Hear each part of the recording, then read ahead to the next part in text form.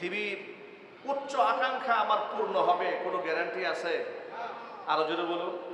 আর পৃথিবীর সমস্ত মানুষের সব আকাঙ্ক্ষা কি পূরণ হওয়া সম্ভব? এটা কোনোদিন সম্ভব নয়। দেখুন, এই পৃথিবীতে অসংখ্য ঘটনা প্রতিনিয়ত আমাদেরকে চোখে আঙ্গুল দিয়ে আমাদের পরকাল বুঝিয়ে দিচ্ছে, আমাদের গন্তব্য বুঝিয়ে দিচ্ছে, কিন্তু আমরা চোখ থাকিতেও আমরা অন্ধ। এখান থেকে আমরা শিক্ষা গ্রহণ। জিন্দেগির গুনার খাতা আল্লাহ তাআলা মাফ করে দিন। কাল হাসরের কঠিন ময়দানে আজকের ইবাদত আল্লাহ তাআলা আমাদের সকলের নাজাতের জারিয়া হিসেবে কবুল করেন। মহান রব আমাদের সীমাহীন নিয়ামত রাজির মধ্যে ডুবিয়ে রেখেছেন। আল্লাহ তাআলা আমাদেরকে এত নিয়ামত দিয়েছেন যে নিয়ামত গুনেও শেষ করা সম্ভব হবে না। কোরআন মাজিদের ভাষায় ওয়া ইন তাউদ্দু নি'মাতাল্লাহি লা তুহসুহা, তোমরা আমার নিয়ামত গণনা শুরু করলে তোমরা গুণে শেষ করতে পারবে না। এত নিয়ামত আল্লাহ পাক বান্দাকে দান করেছেন। এমনও অসংখ্য নিয়ামত আছে বান্দা শেষ নিয়ামত সম্পর্কে অবগতও নন, কিন্তু সেই নিয়ামত বান্দা ভোগ করছে। এই জন্য আমরা সকল নিয়ামতের শুকরিয়া আদায় করে আরেকবার বলছি আলহামদুলিল্লাহ।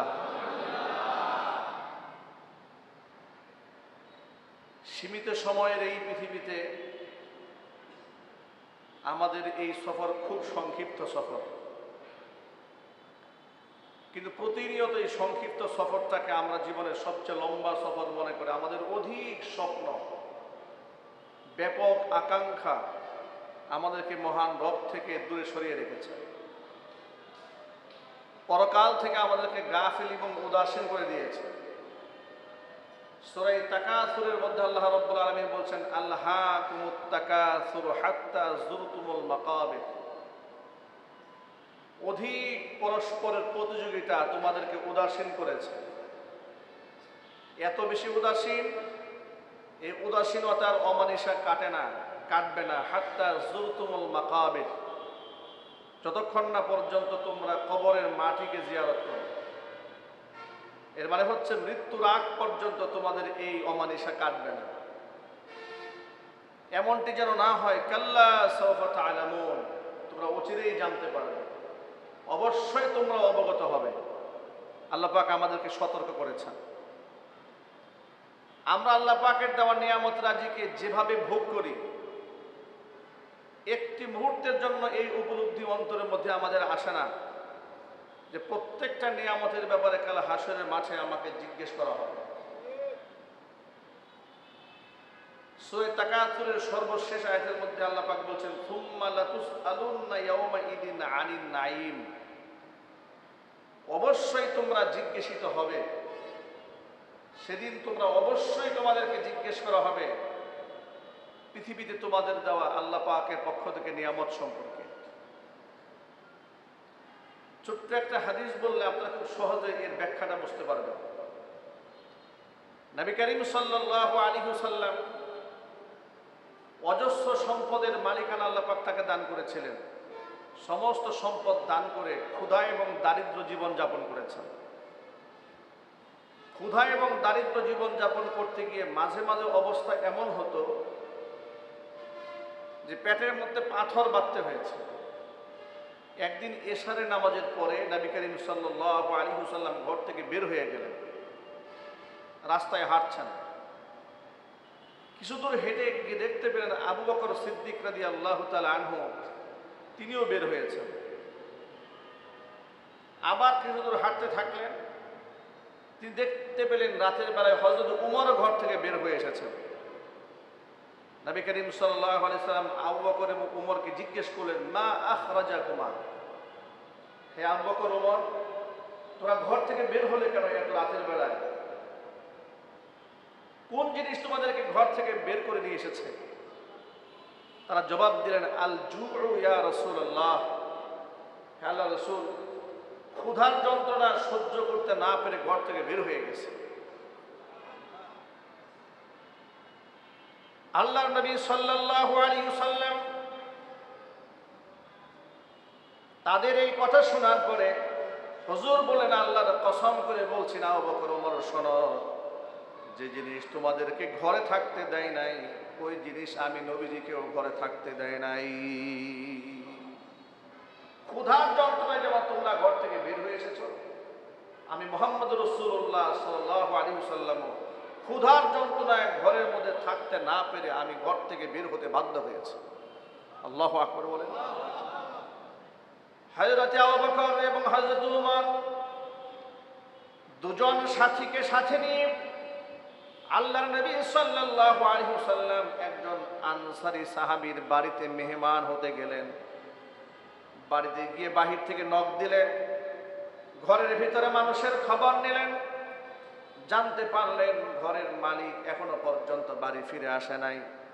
হযরত আবু বকর উমরকে সাথে নিয়ে নবী করিম সাল্লাল্লাহু আলাইহি ওয়াসাল্লাম কিছুক্ষণ অপেক্ষায় রইলেন। কিছু সময়ের পরে বাড়ির মালিক আনসারী সাহাবী ঘরে ফিরে এলেন।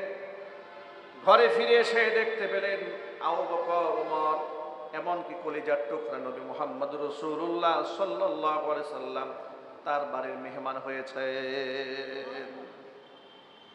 এবার আনসারী সাহাবী আল্লাহ রাসূল সাল্লাল্লাহু আলাইহি সাল্লামকে দেখে আনন্দে আত্মহারা হয়ে গেলেন। তিনি তার ঘরে একটা খাসি ছিল বাড়িতে, তাৎক্ষণিক রাসূল পাক সাল্লাল্লাহু আলাইহি সাল্লামকে দেখে আবু বকর উমরকে দেখে তিনি খাসিটা নিজ হাতে জবাই করেছেন। খাসি জবাই করে খাসি রান্না করলেন, ভুনা করলেন। খাসির গোশতগুলো ভুনা করে আবু বকর উমর এবং নবী করিম সাল্লাল্লাহু আলাইহি ওয়াসাল্লামের সামনে পেশ করেছেন। আল্লাহর নবী সেখান থেকে এক লোকমা খেলেন। হযরত আবু বকর একটু নিলেন, হযরত উমর আর একটু মুখের মধ্যে নিলেন। নেওয়া মাত্র আবু বকর উমরকে নবী করিম সাল্লাল্লাহু আলাইহি ওয়াসাল্লাম বললেন, আবু বকর উমর, ইন্নাকুম লাতুসআলুনা আন হাযাল নাঈম ইয়াউমাল কিয়ামা। এই যে নিয়ামত তোমরা আজকে ভোগ করলে, আল্লাহর কসম করে বলছি অবশ্যই কিয়ামতের দিন এই নিয়ামত সম্পর্কেও তোমাদেরকে জিজ্ঞেস করা হবে। সুবহানাল্লাহ বলেন। আপনারা একটু আন্দাজ করুন, একজন ব্যক্তি ক্ষুধা যন্ত্রণা সহ্য করতে না পেরে ঘর থেকে বের হয়ে অন্যের বাড়ির মেহমান হয়ে সামান্য লোকমা মুখে তুলেছেন। আল্লাহ রাসূল বলছেন, ইন্নাকুম লাতুসআলুনা আন হাযাল নাঈম ইয়াউমাল কিয়ামা। কিয়ামতের দিন এই নিয়ামত সম্পর্কে অবশ্যই তোমাদেরকে জিজ্ঞেস করা হবে। ক্ষুধার যন্ত্রণায় জীবন কুষ্ঠাগত হয়ে যায়, তখন এতটুকু নিয়ামত খেলে সেই নিয়ামতের জিজ্ঞেস করা হলে এবার এবং নিজেকে প্রশ্ন করুন তো, আল্লাহ পাক আমাদেরকে কত নিয়ামত দিয়ে ধন্য করেছেন, কত নিয়ামত দিয়ে আল্লাহ আমাদেরকে ডুবিয়ে রেখেছেন। পৃথিবীতে সাহাবায়ে কেরাম অধিক নিয়ামত প্রাপ্ত হলে কান্না করতেন, আল্লাহর কাছে আর ভয় পেতেন। সাঈদ ইবনে আমির আল জুমাহি রাদিয়াল্লাহু তাআলা আনহু দুনিয়া ত্যাগী এক সাহাবী, দুনিয়া বিমুখ এক জাহেদ সাহাবী। ইতিহাস আমি আগেও বলেছি, শুধু স্মরণ করে দেওয়ার জন্য সামান্য শোনাচ্ছি। তিনি ইরাকের কুয়াইফা অঞ্চলের গভর্নর ছিলেন। গভর্নর থাকাকালীন তার এলাকায় তার চাইতে দরিদ্র কোনো মানুষ ছিল না। তার ব্যাপারে সমস্ত ইনভেস্টিগেশন করার পরে, তথ্য যাচাই বাছাই করার পরে ওমর ফারুক রাদিয়াল্লাহু তাআলা আনহু তার জন্য রাষ্ট্রীয় কোষাগার থেকে 1000 স্বর্ণ মুদ্রা হাদিয়া পাঠিয়েছিলেন। 1000 স্বর্ণ মুদ্রা হাদিয়া পাওয়ার পরে তিনি এমনভাবে কান্না করছিলেন, তার স্ত্রী তাকে জিজ্ঞেস করছিলেন, আপনি এভাবে কান্না করছেন কেন? খলিফার কাছে চিঠি পাওয়ার পর থেকে চিঠির মধ্যে কোনো দুঃসংবাদ আছে? খলিফা ওমর কি মারা গেছেন নাকি? আপনি কান্না করছেন কেন? কোনো দুঃসংবাদ আছে?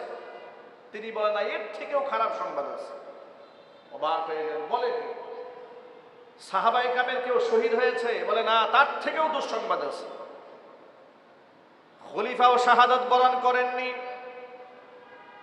নবীজির অন্য কোন সাহাবীও শাহাদাত বরণ করেননি, মুসলিম মুজাহিদ বাহিনী কাফেলা কোথাও তারা বিপদগ্রস্ত হননি, তাহলে আপনি এর থেকেও বড় দুঃসংবাদ আছে বলে কান্না করছেন, কারণটা বলেন।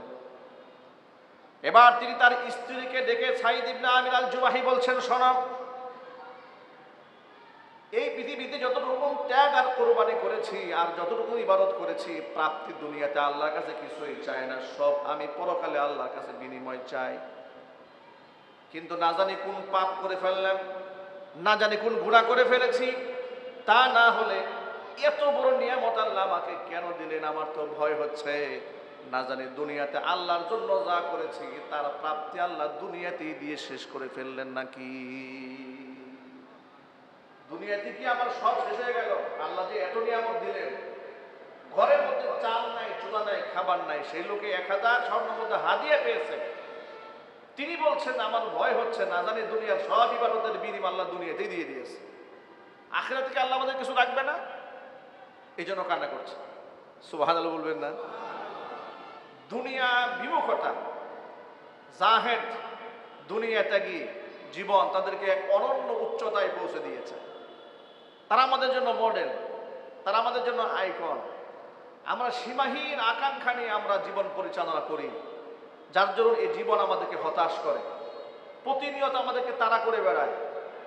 ইমানদার ব্যক্তিকে কখনো অভাব তাড়া করতে পারে না, কারণ ইমানদার এমন জীবনযাপন করে না, এমন কোনো উচ্চ আকাঙ্ক্ষা ইমানদারের অন্তরে থাকে না যা পাওয়ার জন্য সে মরিয়া হয়ে থাকে। ইমানদার প্রতিনিয়ত পরকালের প্রস্তুতি গ্রহণ করে থাকে। দুনিয়ার সফলতাও তার কাছে সফলতা নয়, দুনিয়ার ব্যর্থতাও তার কাছে মূল ব্যর্থতা নয়। তার কাছে মূল সফলতা পরকাল, তার কাছে মূল ব্যর্থতা হচ্ছে পরকালের ব্যর্থতা। কথা ঠিক কিনা বলেন? পরকালের সফলতা মূল সফলতা, পরকালীন ব্যর্থতা মূল ব্যর্থতা। দুনিয়াবি সফলতাও সফলতা নয়, দুনিয়াবি ব্যর্থতাও ব্যর্থতা নয়। কোরআন মাজিদ আল্লাহ তাআলা বিষয়টি স্পষ্ট ভাবে তুলে ধরেছেন, কুল্লু নাফসিন যায়িকাতুল মাউত ওয়া ইন্নামা তুওয়াফাউনা উজুরাকুম ইয়াওমাল কিয়ামাহ ফামান যুহজিহা আনিন নারি ওয়া উদখিলাল জান্নাতা ফাকাদ ফাজ ওয়া মাল হায়াতুদ দুনিয়া ইল্লা মাতাউল গুরুর। আল্লাহ বলছেন প্রত্যেকটা প্রাণীকে মৃত্যুর স্বাদ আস্বাদন করতে হবে। ওয়া ইন্নামা তুওয়াফাউনা উজুরাকুম ইয়াওমাল কিয়ামাহ, কিয়ামতের দিন এই পৃথিবীতে তোমাদের আমলের পূর্ণ প্রায়শ্চিত্ত বিনিময় তোমাদেরকে কিয়ামতের দিন প্রদান করা হবে। বিনিময় প্রদান করতে গিয়ে ফামান যুহজিহা আনিন নার, জাহান্নামের আগুন থেকে যাকে রক্ষা করা হবে, ওয়া উদখিলাল জান্নাত, যাকে জান্নাতে প্রবেশ করানো হবে, ফাকাদ ফাজ, ওই ব্যক্তি সফল। যে ব্যক্তি জাহান্নামের মুক্তি সনদ পেয়েছে, জান্নাত প্রাপ্ত হয়েছে, ফাকাদ ফাজ, সেই ব্যক্তি সফল। চিৎকার দিয়ে এখন সুবহানাল্লাহ। অন্য কেউ সফল নয়, সফল সেই ব্যক্তি যে ব্যক্তি জাহান্নাম থেকে মুক্তি পেয়েছে, যে ব্যক্তি জান্নাত পেয়েছে, সেই ব্যক্তি সফল হয়েছে। সুতরাং উচ্চ আকাঙ্ক্ষা, উচ্চ বিলাসী জীবন, মিছে আকাঙ্ক্ষা, এর পিছনে না দৌড়িয়ে জীবনের সফরটা একেবারেই সংক্ষিপ্ত মনে করে জ্ঞানীরা, প্রকৃত জ্ঞানী এবং বুদ্ধিমান যারা, তারা পরকালীন প্রস্তুতি গ্রহণ করে রাখে। আল্লাহ পাক যেন বেশি বেশি নেক আমল করার তৌফিক আমাদেরকে দান করেন। যদি বলুন আমিন। উচ্চ আকাঙ্ক্ষা আমার পূর্ণ হবে কোনো গ্যারান্টি আছে? আরো জোরে বলুন। আর পৃথিবীর সমস্ত মানুষের সব আকাঙ্ক্ষা কি পূরণ হওয়া সম্ভব? এটা কোনোদিন সম্ভব নয়। দেখুন এই পৃথিবীতে অসংখ্য ঘটনা প্রতিনিয়ত আমাদেরকে চোখে আঙ্গুল দিয়ে আমাদের পরকাল বুঝিয়ে দিচ্ছে, আমাদের গন্তব্য বুঝিয়ে দিচ্ছে, কিন্তু আমরা চোখ থাকিতেও আমরা অন্ধ, এখান থেকে আমরা শিক্ষা গ্রহণ করি না।